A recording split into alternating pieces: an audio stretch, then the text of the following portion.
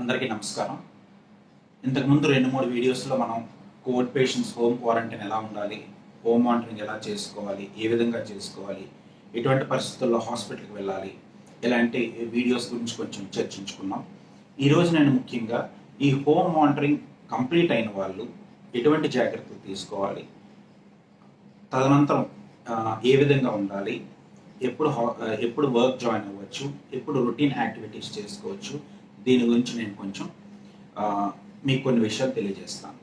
దీన్నే మనం post covid care అంటామండి. ముఖ్యంగా చాలా ఇంపార్టెంట్ విషయం అందరూ తెలుసుకోవాల్సింది ఏంటంటే 14 days మానిటరింగ్ అయిపోయిన తర్వాత ఏదో హాస్పిటల్ నుంచి కానీ లేదా ఇంటి నుంచి కానీ మనం బయటకు వచ్చిన అంత మాత్రాన మనం కోవిడ్ నుంచి పూర్తిగా రికవర్ అయిపోయాం అనుకోకూడదండి. అదర్ డిసీజెస్తో ఇది కంప్లీట్గా different. Rest of the diseases ఏంటంటే మనకి యూజువల్గా ఏదైనా డిసీజ్ వస్తే దానికి కోర్స్ ఆఫ్ ట్రీట్మెంట్ ఉంటుంది.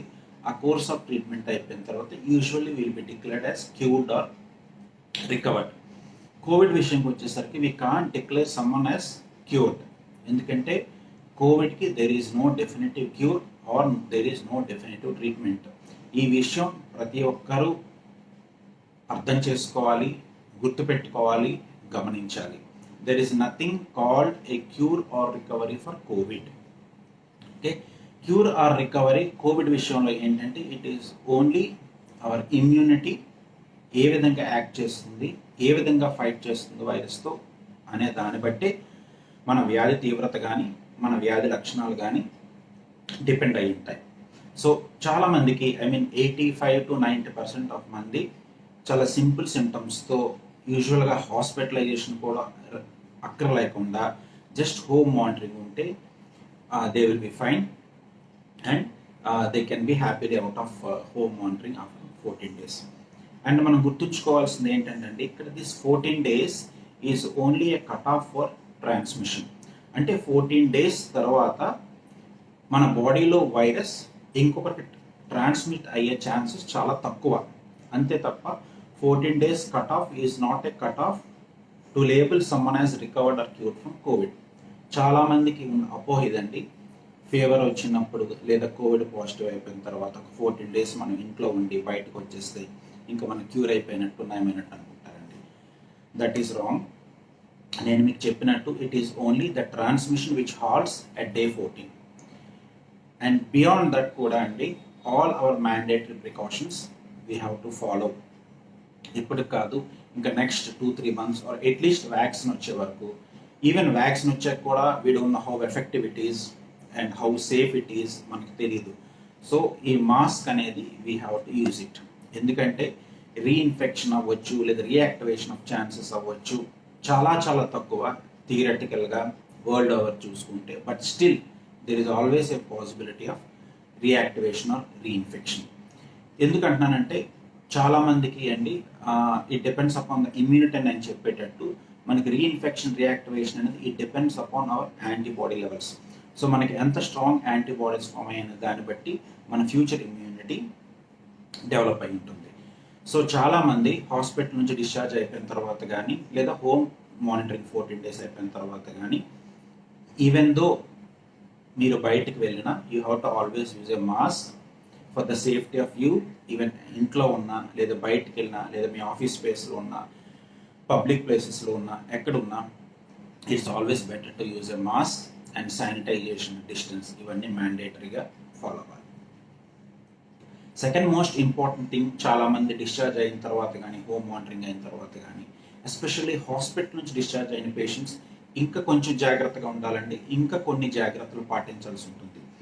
ఎందుకంటే హాస్పిటలైజేషన్ అయిన పేషెంట్స్ యూజువల్గా కోవిడ్ కోసం హాస్పిటలైజేషన్ పేషెంట్స్ చాలామందికి ముఖ్య కారణం ఒకటి ఆయాసం వలన కానీ, ఆక్సిజన్ లెవెల్స్ తగ్గటం వల్ల కానీ, లేదా ఇన్ఫ్లమేటరీ మార్కర్స్ ఎక్కువ అవటం వలన కానీ, లేదా అదర్ కాంప్లికేషన్స్ వాళ్ళకు ఉండటం వల్ల కానీ వీళ్ళంతా యూజువల్గా ఎక్కువగా హాస్పిటల్లో అడ్మిట్ అయి ఉంటారు. సో ఇలా హాస్పిటల్లో అడ్మిట్ అయిన చాలామందికి ఆక్సిజన్ పెడతారు హాస్పిటల్లో చాలా రోజుల వరకు, కొంతమందికి వారం, 5 రోజులు, 10, ఇలా చాలామందికి based on the patient severity బట్టి ఆక్సిజన్ పెడతారు.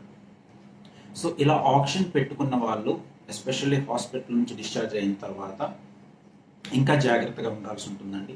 అంటే ఏ విధంగా జాగ్రత్తలు అంటే నేను ఇందాక చెప్పినట్టు మన మిగతా డిసీజెస్ లాగా హాస్పిటల్ నుంచి డిశ్చార్జ్ అయ్యి ఒక వ్యాధి నుంచి బయటపడ్డాక ఒక 5 days 1 weekలో జస్ట్ యాక్టివిటీస్ రెస్యూమ్ చేసేద్దాం, ఎప్పటిలాగా నార్మల్గా అన్నీ చేద్దామంటే అవ్వదండి.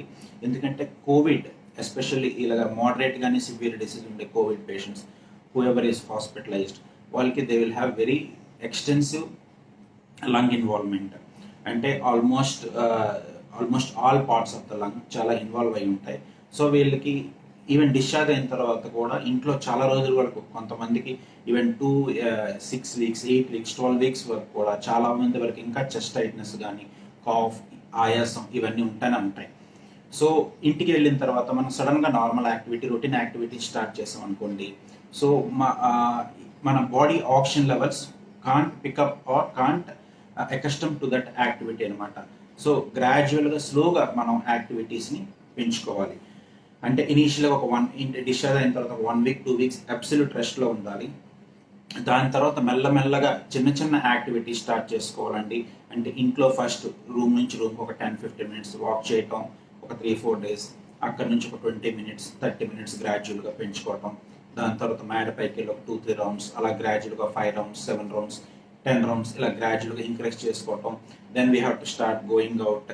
ఫస్ట్ ఒక 20 minutes వాక్ వీక్లీ, ఒక 3-4 days, తర్వాత ఒక 30 minutes వాక్, ఇలా ఇంటెన్సిటీ పెంచుకోవాలండి. అదేవిధంగా మోస్ట్ ఇంపార్టెంట్ థింగ్ ఏంటంటే ఇట్స్ నాట్ ఓన్లీ యాక్టివిటీ అండి. చాలామంది ఏమనుకుంటారంటే for good ventilation or for good oxygenation బయటికి వెళ్ళి వ్యాయామాలు ఎక్సర్సైజ్ చేస్తే బాగుంటుంది అనుకుంటారు. But that's not the thing. అంటే ఐ మీన్ డైరెక్ట్గా వ్యాయామాలకి, యాక్టివిటీస్కి, వాకింగ్కి, జాగింగ్కి వెళ్ళిపోకూడదు. ఎందుకంటే మోస్ట్ ఇంపార్టెంట్ ఏంటంటే our lungs will become very weak అండి when we are in hospital because of steroids and other medicines వలన. So especially our lung muscles బాగా స్ట్రెంగ్తన్ అవ్వాలి. సో దానికోసం చాలా ఎక్సర్సైజెస్ ఉంటాయి. Breathing exercises, lung strengthening exercises, warm up exercises, ఇవన్నీ గ్రాడ్యువల్గా చేసుకుంటూ ఇనీషియల్గా ఒక 15 minutes యాక్టివిటీతో స్టార్ట్ చేసి దాన్ని గ్రాడ్యువల్గా చేసుకుంటూ ఈ యాక్టివిటీస్ అన్నీ చేయాలి. అదేవిధంగా చాలామంది డిశ్చార్జ్ అయిన తర్వాత కొన్ని మెడిసిన్స్ కూడా ఉంటాయండి. ఆ మెడిసిన్స్ కూడా చాలామంది నెగ్లెక్ట్ చేస్తారు. అండ్ ఎస్పెషల్లీ గుర్తుంచుకోండి, డిశ్చార్జ్ అయిన తర్వాత కూడా చాలామంది కాంప్లికేషన్స్ ఇప్పుడు వస్తున్నారు. ఎస్పెషల్లీ లంగ్స్లో క్లాట్స్ అవటం, బ్రెయిన్ స్ట్రోక్స్ రావటం, హార్ట్ స్ట్రోక్స్ రావటం, లేదా కాళ్ళల్లో డీప్ వెయిన్ థ్రాంబోసిస్ లాంటివి రావటం, పల్మనరీ ఎంబోలిజం రావటం, ఇలాంటి చాలా కాంప్లికేషన్స్ వస్తున్నారండి. అందుకే ఇలాంటి కాంప్లికేషన్స్ అన్ని ప్రివెంట్ చేయడానికి చాలామందికి డిశ్చార్జ్ అప్పుడు కొన్ని మెడిసిన్స్ కూడా పెడతా ఉంటాం. ఆ మెడిసిన్స్ అన్ని కూడా జాగ్రత్తగా కంటిన్యూ చేయాలి. ఎట్టి పరిస్థితుల్లో మెడిసిన్స్ ఆపకూడదు. పాత మీకు క్రానిక్ డిసీజెస్ మెడిసిన్స్ అన్నీ కూడా కంటిన్యూ చేయాలి. అండ్ ఎస్పెషల్లీ ఈ కాఫ్ కోసం దానికోసం కొన్నాళ్ళు ఇంకా ఇన్హేలర్స్ అలాంటివి యూజ్ చేయాల్సి ఉంటుంది, లేదా ఇంకొన్ని మెడిసిన్స్ అవన్నీ యూజ్ చేయాల్సి ఉంటుంది. అండ్ ఎస్పెషల్లీ దీంతోపాటు చాలామంది ఎస్పెషల్లీ హాస్పిటలైజేషన్ అయి ఉంటారు, ఎక్కువ రోజులు ఐసీయూలో ఉంటారు. కాబట్టి there will be some memory disturbances. And చాలామంది stress, they will have psychological problems, స్ట్రెస్ఫుల్గా ఉంటారు. So and eating habits change అవుతాయి. ఎక్స్ట్రీమ్ వీక్నెస్ ఉంటుంది చాలా రోజుల వరకు, అట్లీస్ట్ ఒక 2-3 weeks వరకు కూడా ఎక్స్ట్రీమ్ వీక్నెస్ ఉంటుంది. చిన్న పని కూడా చేయలేని వీక్నెస్ ఉంటుంది. బట్ గుర్తుంచుకోవాల్సిన విషయం ఏంటంటే ఈవెన్ దో మనకి వీక్నెస్ ఉన్న చిన్న యాక్టివిటీస్తో వీ హ్యావ్ టు స్టార్ట్. ఎందుకంటే యాజ్ లాంగ్ యాజ్ మనం బెడ్రిడన్గా అలా ఉండిపోయామంటే లాట్ ఆఫ్ మజిల్ వేస్టింగ్ వస్తుంది, మన ఫ్యూచర్ ఇంకా ప్రాబ్లం అవుతుంది. సో పోస్ట్ కోవిడ్ రికవరీ కూడా ఒక రిహాబిలిటేషన్ అంటామండి దీన్ని. ఒక రిహాబిలిటేషన్ ప్రోటోకాల్ ఉంటుంది. దాని ప్రకారం గ్రాడ్యువల్గా స్టెప్ బై స్టెప్ ఇంటెన్సిటీ పెంచుకుంటూ మనం we have to try to come to normal. డెఫినెట్గా నార్మల్కి వస్తామండి. నార్మల్కి రావటం అనేది రాకుండా ఉండటం అనేది ఉండదు. అదేవిధంగా మన లంగ్ డ్యామేజ్ ఏదో పర్మనెంట్ అని అనుకోవద్దు, డెఫినెట్గా వస్తాం. బట్ ఓన్లీ థింగ్ ఏంటంటే కోవిడ్ అనేది ద డిసీజ్ ప్యాథోజెన్సిస్ ఇస్ కొంచెం different, the mechanism of disease is different. అందుకే మనకి ఇప్పటి వరకు ఎప్పుడు అలవాటు లేని కొన్ని విషయాలు చేయాల్సి వస్తుంది. యూజువల్గా ఇంతకుముందు ఏ డిసీజ్ అయినా మనం ట్రీట్మెంట్ అయిపోయి 1 week రెస్ట్ తీసుకొని బ్యాక్ టు యాక్టివేట్ అయ్యాలి. బట్ ఇది కొంచెం డిఫరెంట్ థింగ్ అండి. అంటే ఎస్పెషల్లీ మనం చూసేవంటే స్మోకర్స్కి, వాళ్ళకి యూజువల్గా లంగ్ డ్యామేజ్ ఉంటే ఎలా ఉంటుందో, చిన్న పని చేసిన ఆయాసపడటం, చాలామంది చూస్తుంటాం ఆక్సిజన్ సిలిండర్స్ కూడా క్యారీ చేసుకుంటూ ఉంటారు. సో ఆ విధంగా ఉంటుంది డ్యామేజ్. బట్ దీన్ని మనం డెఫినెట్గా చేసుకోవచ్చు. అండ్ ముఖ్యంగా నేను హైలైట్ చేయాల్సి అనుకుంటుంది ఈ 2-3 ఇష్యూస్ ఏనండి. ఒకటి, డిశ్చార్జ్ అయిన తర్వాత don't become complacent or don't become heroic. I mean covid cure అయిపోయింది, కంప్లీట్గా రికవర్ అయిపోయింది అనుకోండి, don't start being or acting normal. Still మీరు మాస్క్, శానిటైజర్ వేసుకోవాలి, డిస్టెన్స్ మెయింటైన్ చేయాలి. Second thing, especially hospitalised patients whoever is discharge with moderate disease, severe disease, ఎవరికైతే oxygen requirement వచ్చిందో హాస్పిటల్లో, వాళ్ళు మాత్రం వాళ్ళ నార్మల్ యాక్టివిటీని గ్రేడెడ్గా స్టెప్ వైజ్ మేనర్గా రావాలండి. ముందులాగా I mean our level of expectation should be minimum. So దాన్ని బట్టి గ్రాడ్యువల్గా పెంచుకుంటూ వెళ్ళాలి. సో దీన్నే ఓవరాల్గా పోస్ట్ కోవిడ్ కేర్ అంటాం. So we launch this programme post covid care అని, how to help people who are discharge from hospitals, especially with moderate severe disease, to bring them back to their normal routine daily activities. Thank you.